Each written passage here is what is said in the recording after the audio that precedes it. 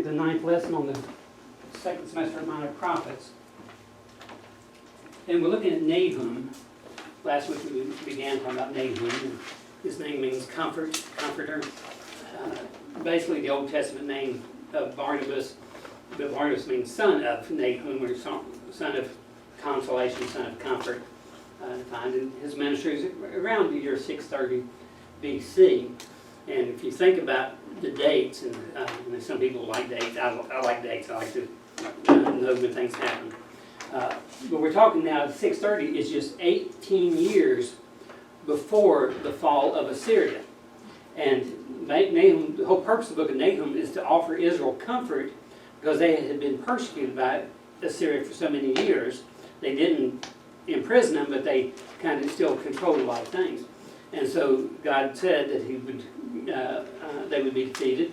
And 18 years after the prophecy, they were defeated. What did you say that? Excuse me. What did you say that C means again? Approximately. Yeah, like circa, or is the Latin word, but which means about. So we would say he reigned somewhere around 630 BC. Because with Old Testament dates, you can't be 100% accurate. Right? Because of which calendar you use, there's a lot of different issues. So normally we'll say something like this happened approximately 630 years before Christ. The prophecy here of the Babylonian Warriors, this is new material, I think, for you. That God would give Babylon victory. I'm going to say this is 18 years before the fall of Assyria, who would be conquered by the Babylonians. And the head man, the leader of the Babylonians this time, was Nabopolassar, the father of Nebuchadnezzar. He would die in the year 606 BC, just right before Nebuchadnezzar conquered Judah. But he prophesies, talks about the shield of his mighty man is in may dread. The valiant men are in scarlet. The chariots shall be with flaming torches in the day of his preparation. And the fir tree shall be terribly shaken. The chariots shall rage in the streets. And they shall jostle one against another in the broad ways. They shall seem like torches. They shall run like the lightning. So, it's talking about the swiftness that the Babylonians would come in.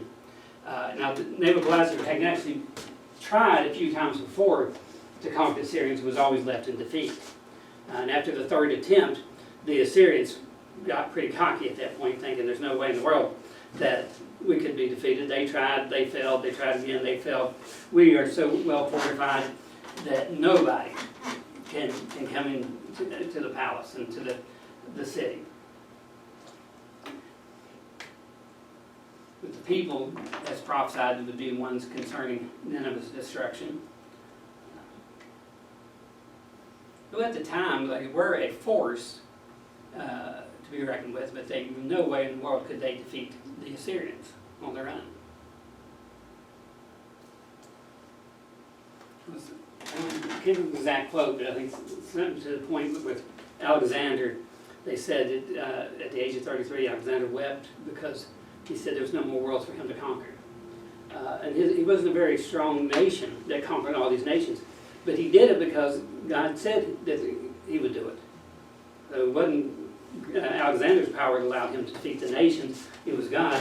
And then, of course, Alexander died. He was, after just 3 years, I think it was, reigning. And then his kingdom eventually be destroyed by the Roman Empire. Sennacherib is the ones at the time here. If you remember, go back to the book of Micah we've looked at. We talked about as a leader of the Assyrians. He was able to conquer the northern kingdom. But when it came down to southern kingdom, you're familiar with the story there, what happened as they waited outside the walls of the city of Jerusalem. God, through Isaiah, said that they would not be able to shoot even an arrow into the city. And they wouldn't be able to build a ramp get over the walls of the city. And when they woke up the next morning, 185,000 were dead. Sennacherib decided it would be a good time to go home, but he was actually wrong. Because when he got there, he was one house of idols. 2 of his sons killed him.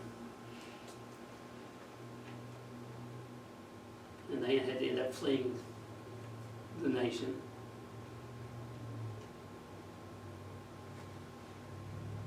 But Sennacherib's ways,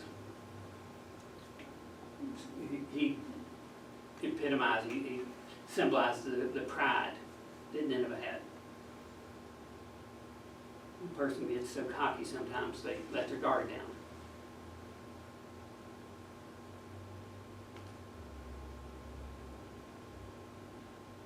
I think I mentioned last week, I watched some of the videos on YouTube of boxing or MMA fighting, whatever, of these guys who are so cocky thinking there's nobody can defeat me.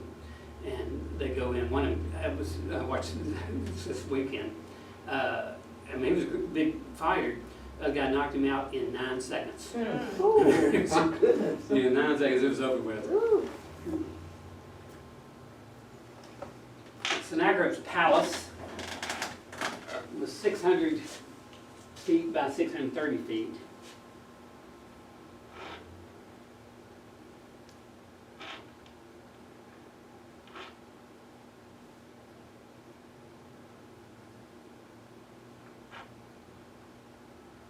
And it had 80 rooms. Yeah. Like, how many rooms does a Biltmore have? I have never been there. I have never been there. Really, I don't have a desire to go there. I don't either, but I would like, because every time I see it, I say, I may need to go there. It just costs way too much. And I mean, we could afford it if I had wanted to, but I just hard for me to pay that. Sandra, me and Willie have been there, and we ate in the private dining room. That was one of the trips that I won when I was winning Store of the Year. That was one of our, Oh, wow, okay. when we went to Myrtle Beach twice. That's good. Yeah. All right, then, Nahum prophesied that Assyria, through the wickedness, would be judged by God. 250.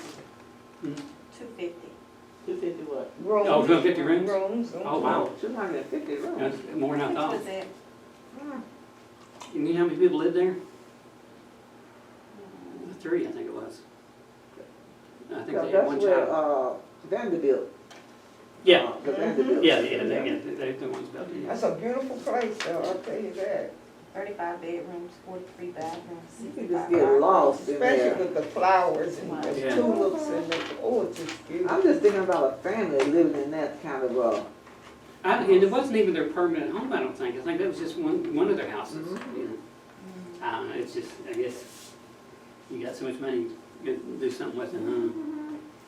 Anyway, of course, they were end up being judged by God. And here, you know, God's patience is over with.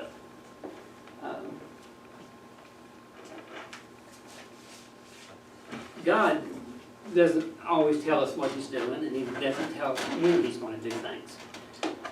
In our mind, sometimes we want God to hurry up. But God will do things on His own time. And God will judge on His own time. And if it looks like the enemy's winning, they might be in one way, but the ultimate victory won't be theirs, because God is in control. And so God here had warned them of their sin, had sent Jonah 150 years before this to witness to them. Now, for this last 150 years, things started getting worse up to the point where God finally said, okay, that's it. Genesis 15:16 says, but in the 4th generation they shall come hither again, for the iniquity of the Amorites is not yet full. Now this is not referencing to what we're talking about now, just talking about when Israel will come out. And why was it so long? Why were they in Egypt for so long, for 430 years? It's because God was patient. But it wasn't with the Israelites God was patient with. it was with the Amorites, the Canaanites.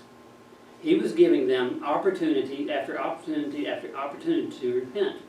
So, you know, when we talk about Israel finally going into the Promised Land, and they're responsible to rid the land of all Canaanites, some people think, well, that's harsh, it's horrible, why would God do that?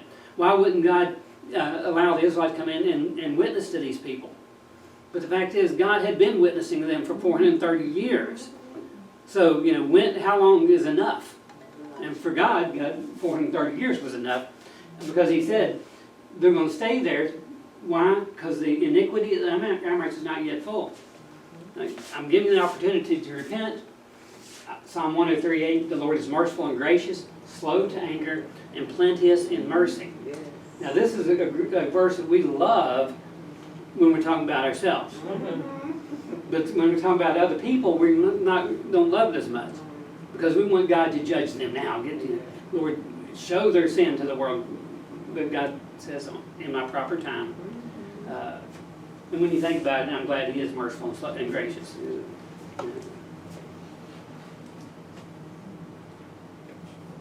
Like he gives us opportunity to repent. For over 500 years now, Nineveh was the dominant kingdom of the world. But now it's time for judgment.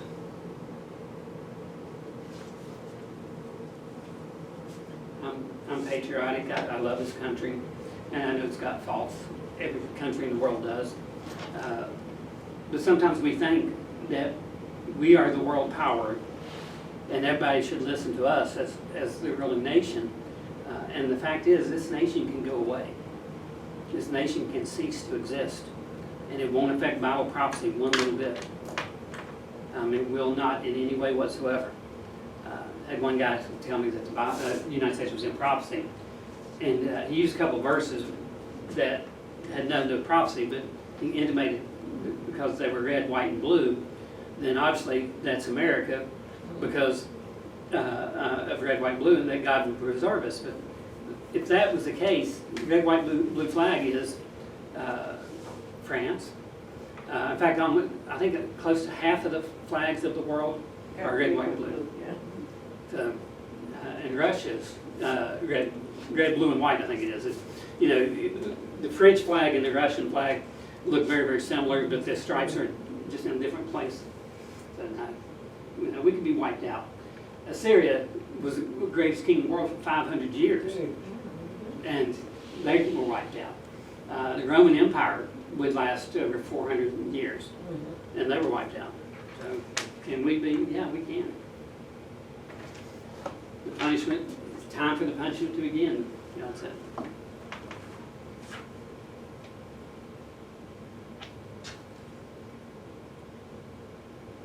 You know, for us as individuals, we have to realize, think about the sins we commit. How long should we give it before we repent? Well, I don't want to push that line. I mean, you know, I don't want to wait a week and then confess later on. God said that their soldiers would end up deserting them. I remember back in '91 when the armed forces went into to take back Kuwait from Saddam Hussein, and the number of Iraq soldiers who surrendered.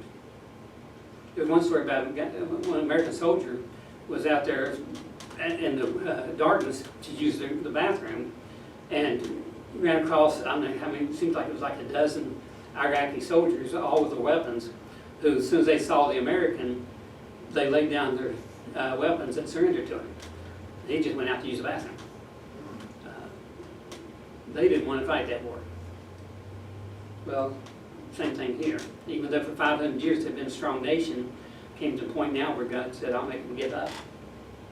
But Nineveh is of old like a pool of water, yet they shall flee away. Stand, stand, shall they cry? But none shall look back. So, no.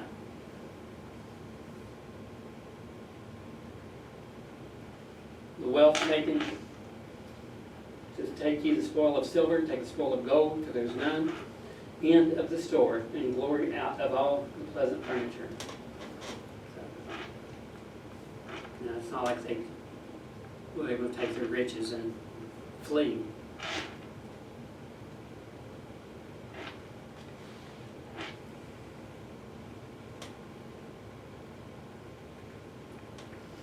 So their hearts would melt, and their knees would quake. She is empty and void and waste, and the heart melts, and the knees smite together. And much pain is in all loins, and the face of them all gather blackness. Talking about the rotting of the corpse.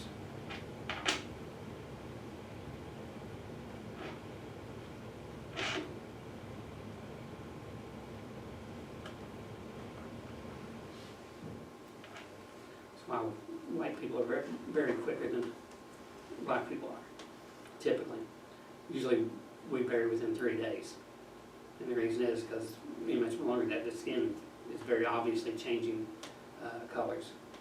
Y'all don't even want to be black dead. No, it's not that at all. I'm just kidding. It's That was just, a I mean, joke. That's just I a like solution. Yeah. No, once I went to a funeral where the body had been 5 days, I think it was a white person, and they, for whatever reason, they didn't want to be embalmed. Ooh. And so we were told to not get any 2 foot closer to the casket. Yeah. Say back within 2 feet. Well, I didn't go look at the body because most of the time I don't go look at the body. I don't need that. Some people need that. I don't need that. But even from a distance, you can tell that body was, sickly looking. The young people lie dead in the streets.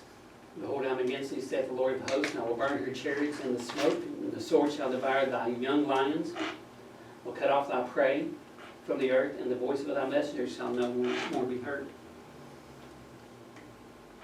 War is horrible, and there's no doubt about that. And I think the reason America, one of the reasons originally that they turned against the soldiers of Vietnam was because Vietnam was really the first live televised war that we had.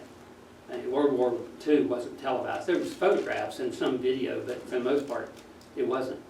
And when people actually saw the horrors of war, they didn't like it, which, that's a good thing. You shouldn't like it. Nobody should like it. But there's a lot of things that goes on in war that doesn't go on normally. A lot of people are dying, and here, young people lying in the streets dead. War is horrible. But the sinfulness of man brings it on. Like those babies that are being killed there. Oh yeah, it just breaks my heart. It does. I'm telling you, it's so sad. They would stagger like a drunkard. Thou also shalt be drunken, thou shalt be hid, and also shalt seek strength because of the enemy. Behold, thy people in the midst of thee are women, thy gates of thy land shall be set wide. Open up thine enemies, the fire shall devour thy bars. With this death, remember that when Judah fell, finally in 597 BC, Ezekiel had prophesied before that 1/3 of the Jews would die by fire. So part of war is the burning down of buildings and such.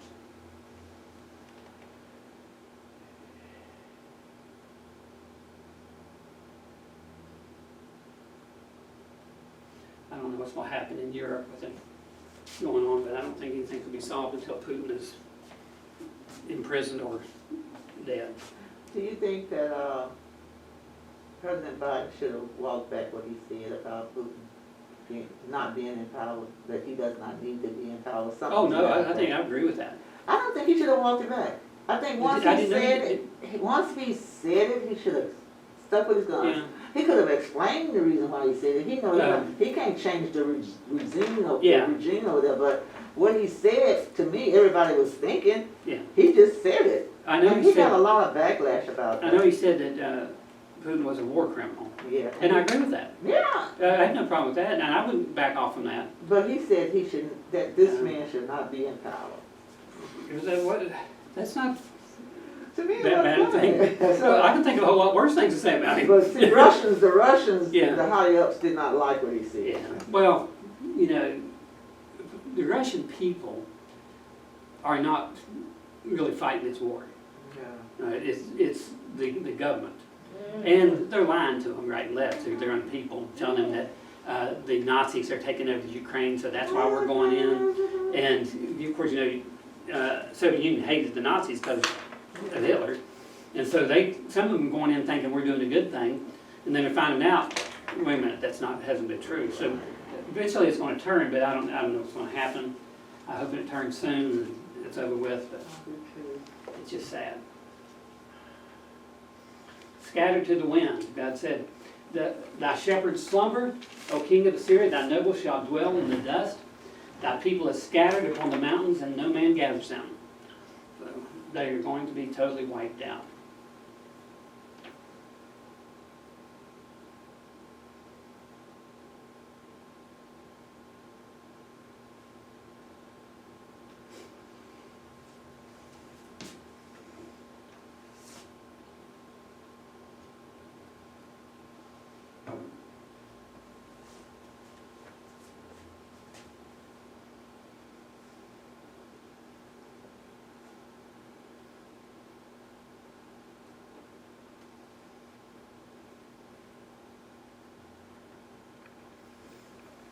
Then Nahum compared Nineveh to No.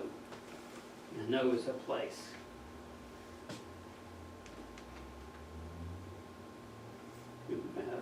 In a place in Egypt. So art thou better than populous? No. That was situated among the rivers that had the waters round about it. Whose rampart was the sea, and her wall was from the sea. In other words, they're extremely well protected. No was also known as No Ammon. Two of these same places, Neapolis, which was the northern part of Egypt, but again, well fortified place. And No had already been boasted before their fall that no power on earth could subdue us.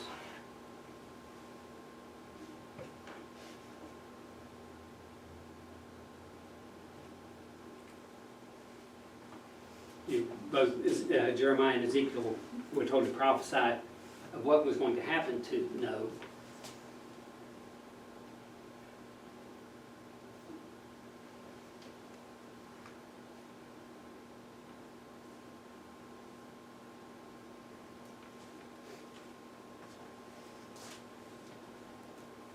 Remember that Judah went into a 70-year captivity. At the same time, Egypt went into a 40-year captivity. But Egypt was also told that when they came back, they would never be the world power that they once were. And they had not been.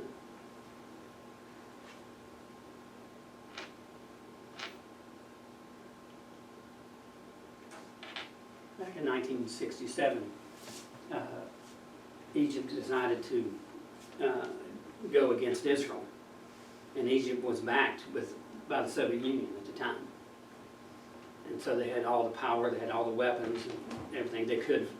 The world would think they could easily have destroyed Israel. But they were stopped before they even got in. And the war lasted 10 days, and that was it.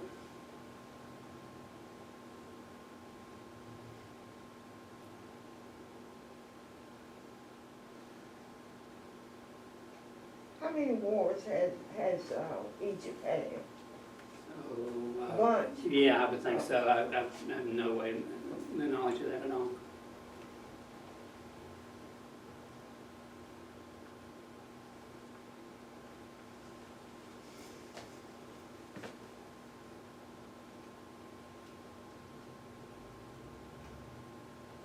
Egypt is actually mentioned in the book of Zechariah, chapter 14, reference to in the millennial kingdom.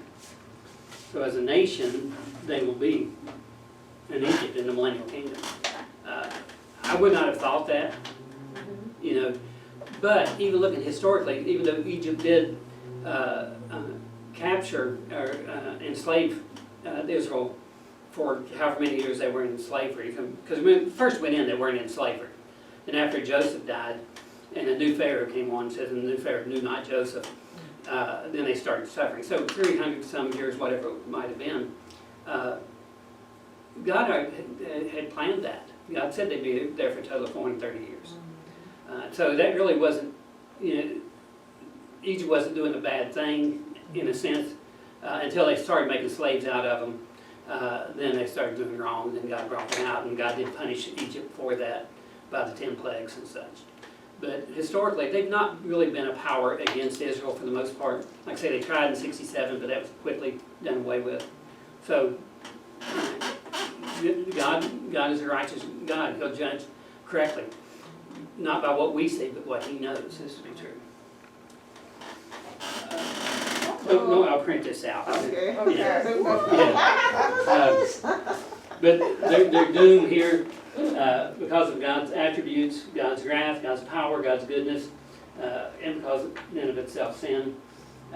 The judgment described is Nineveh's enemies will come in, the attack of their defenses, the plundering of the city, the destruction of Nineveh, of their lair, of their chief places, the justification because of their brutal consequences, the example of thieves, the inevitable destruction and the response of the nation. So basically God is going to judge them, and He righteously judges them. I mean, we know they've been wicked for many, many years, for the most part of 500 years, except for the revival in the days of Jonah. But I think we might have thought they deserved to be judged sooner, but judgment is reserved to God, Him alone. But their doom was deserved. They did reap what they sowed.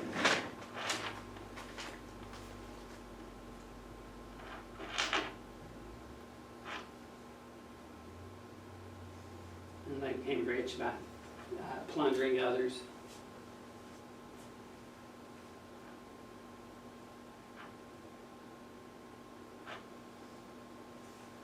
It's hard for me to sell anything. I'm the type of person that I don't want to take advantage of somebody. And so if I sell them, I don't know if it's good or bad. I hesitate. And some people are just cold-hearted when they sell stuff. And that just gets all over me when I see that happen.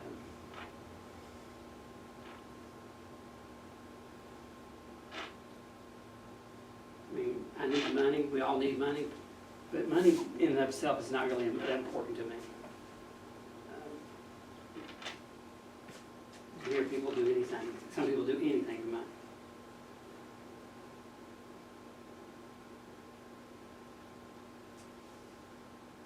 I saw a documentary on the Hells Angels in Quebec back in the 70s. I remember when this happened, but I didn't remember the exacts of it. But one of the Hells Angels, they know, was guilty for at least 42 murders. Oh my And he turned evidence against the others. And so he ended up going to prison, but he had his own cell with accommodations, they said, and all this stuff that, you know, in privacy and all that, and lived in prison for a while. Sentenced for like 7 years for the 42 murders, and got out in like 3. And it just, how could somebody be so cold-hearted? But he was going to, supposed to kill the head of another gang, the president of another gang member, and he saw a guy walking down the street, thought it was him, went up to him and asked him if he was him, and the guy didn't answer, so he pulled out his gun and shot him. Come to find out, the guy was actually a German visiting who didn't speak French. I think they were speaking French there in Quebec.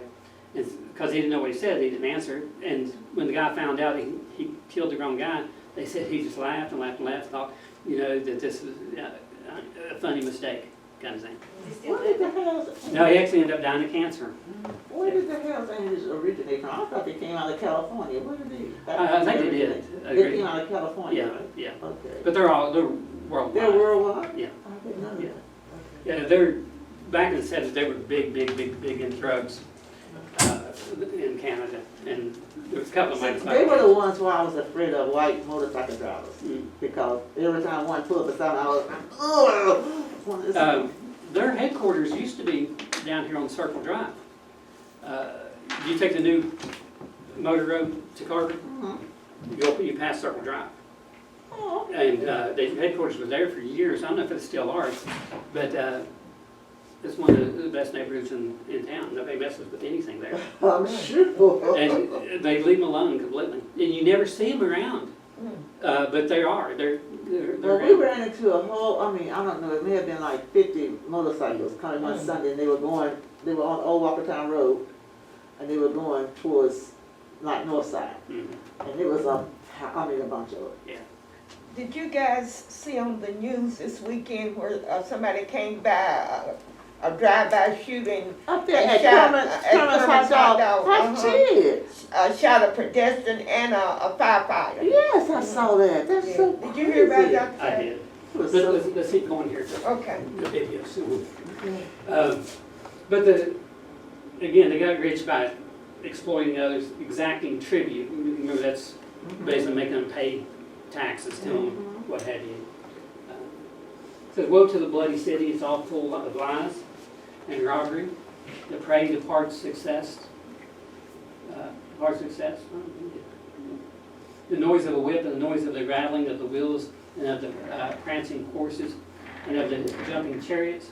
The horseman lifts up both the bright sword, the glittering spear. There's a multitude of slain, a great number of carcasses, and there is none end of their corpses. There stumbled upon their corpses because of the multitude of the whoredoms of the well-favored harlot, the mistress of witchcrafts that sells nations through her whoredoms and families through her witchcrafts. Behold, I am against thee, saith the Lord of hosts. I will discover thy skirts upon thy face, and I will show the nations thy nakedness, and the kingdom thy shame. And I will cast abominable filth upon thee, and make thee vile. I will set thee as a gazing stock, and it shall come to pass that all that look upon thee shall flee from thee, and say, Nineveh is laid waste, and who will bemoan her? When shall I seek comfort for thee? So the judgment is very harsh, very strong against them. And it's based upon the very character of God. And, God is a righteous judge, and God will punish sin.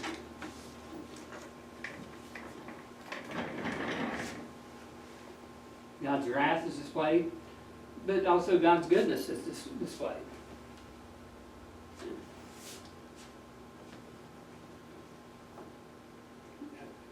And again, going back to the Abrahamic covenant. I'll bless him and bless thee, and curse him and curse thee, and Assyria cursed Israel. Therefore, God's word has to be fulfilled.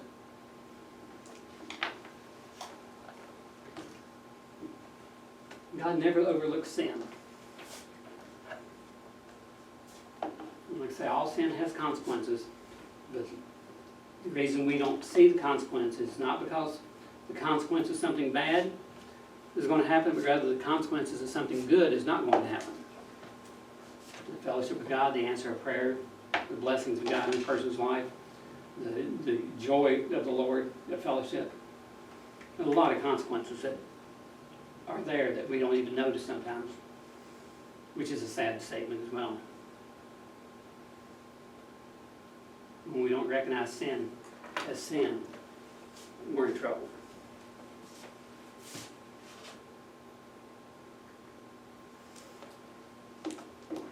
Because of the sin, war on God's people is war against God.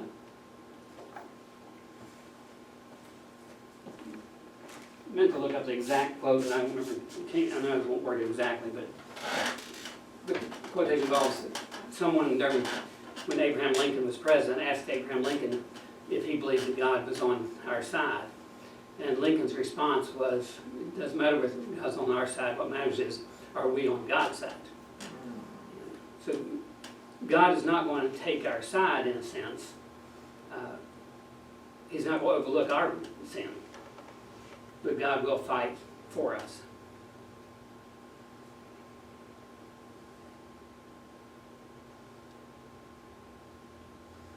Like I said, when they attacked Israel, they're attacking God.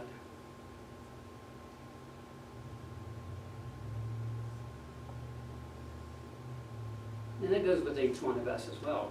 Remember what Jesus said, consider little children.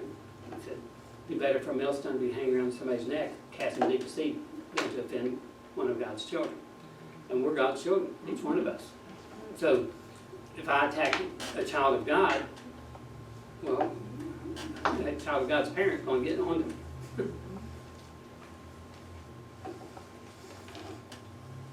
The final doom, destruction, is described here in the book of Nahum, of what's going to happen. The enemies will be able to advance, and they did. Assyria would not be able to defend themselves. And again, the plundering of the city. Remember I think last week I told you that when Alexander the Great's army,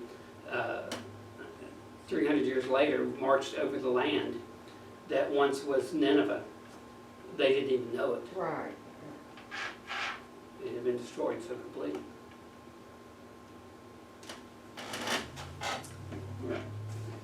I'm breaking.